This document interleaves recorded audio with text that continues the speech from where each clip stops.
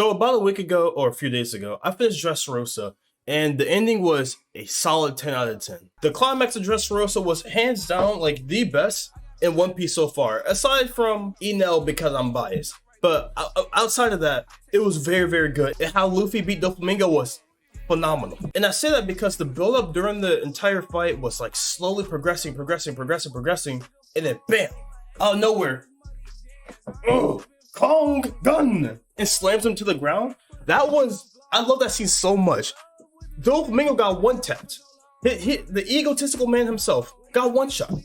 That was so good in my opinion. 16 holy bullets.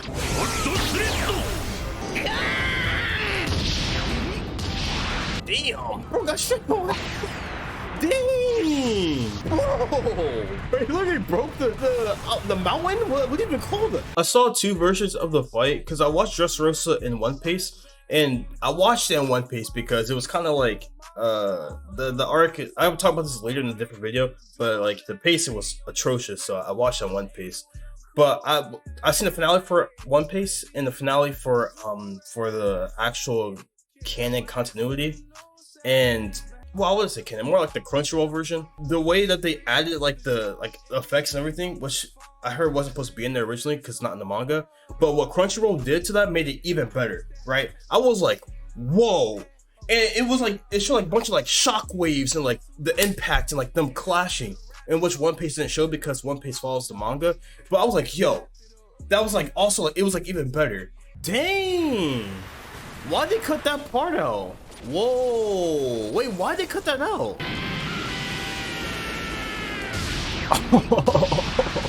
Bro, buddy got slammed. But my initial reaction was like mainly hyped for the first one because that's the first time I saw it. But I mean, either way, it was really good, right? And I think the ending for Dressrosa is one of the best moments in all of One Piece, to be honest. Well, where I'm at so far, because you know I'm not caught up, so I can't really say that. Wano has some crazy things that I've seen, like Zoro versus King, the first part of Luffy going Gear 5. And that's just about it for that, to be honest.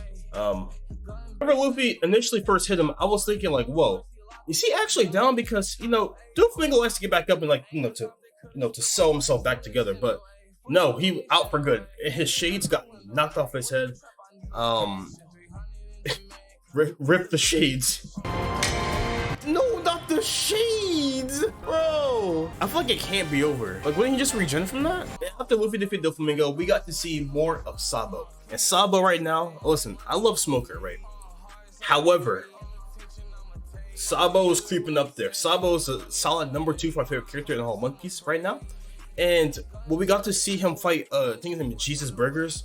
Then we get to see him finish him. That scene was so sick. Hit him with a fire fist. Ooh, and punched him and put him on the grill. My man's got roasted. And I like that so much because Jesus Burgers was talking so much trash about Ace. He kept saying how you guys aren't real brothers or something along those lines. And Sabo was not having that.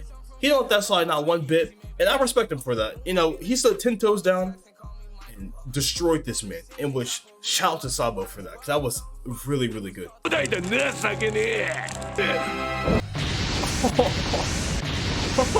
Yo, W Sabo. See, that's why I like Sabo a lot too. Rory did not let that slide. Oh my god. Burger's getting cooked. And last but not least, the great beastman himself, Kaido. I did not know Kaido was going to be in almost a Sabo Udi, but Dressrosa. Why is he's not in there, but they introduced him. And bro was suicidal. I was like, yo, what? Why is man about to jump off the cliff? And he was like, I want to die. You know, he jumped like that.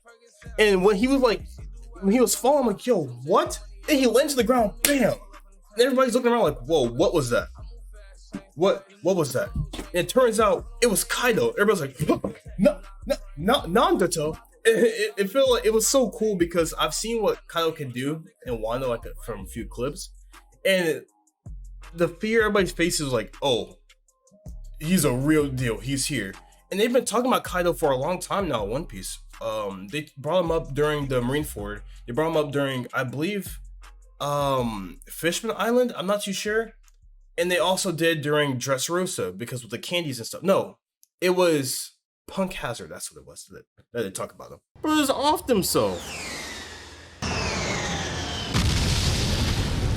Unless Kaido just suicidal. No, definitely is Kaido.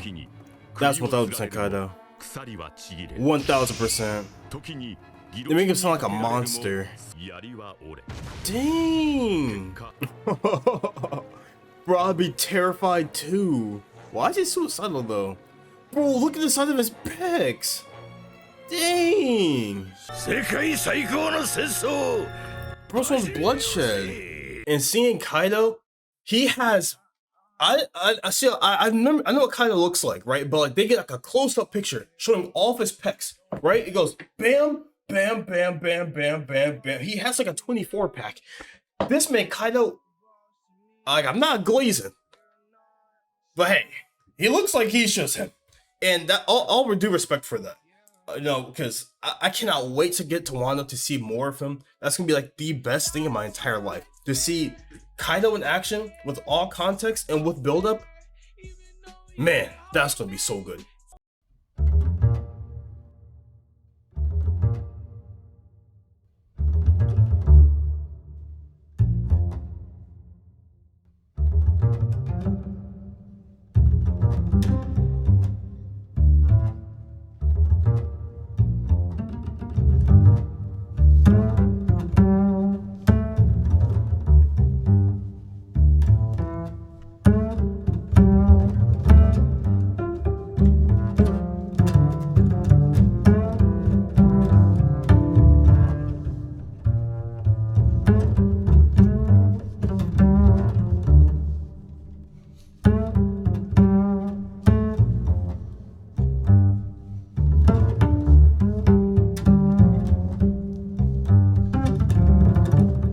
In space isn't that far-fetched, and honestly, I think would make a great story. The One Piece Space Adventures. Okay, I'm slightly getting off topic. Yes, I know the One Piece being in space is an outrageous theory, but hear me out. I have a few pieces of evidence that can back up my claims for the One Piece being in space. Now let me cook. Starting with number 1, Celestial Dragons. Now I know what you're wondering, what does Celestial Dragons have to do with anything? And to that I say, everything. Even the name of Celestial Dragon alone indicates that there's more to One Piece than just Earth. Because think about it, what does Celestial mean? Well, I'll tell you what Celestial means. Celestial means position in or relating to the sky, or outer space as observed in astronomy. Key word, astronomy. That means that there is more to One Piece than just Earth. There has to be more out there. And Celestial Dragons are known to be some wicked people that look down upon humans, fishmen, every other race. And you know why? It's because they're not from Earth originally. As of now, we don't know where they came from, and whenever that gets revealed, you guys are gonna be mind blown. It's gonna be a whole different planet in the solar system somewhere.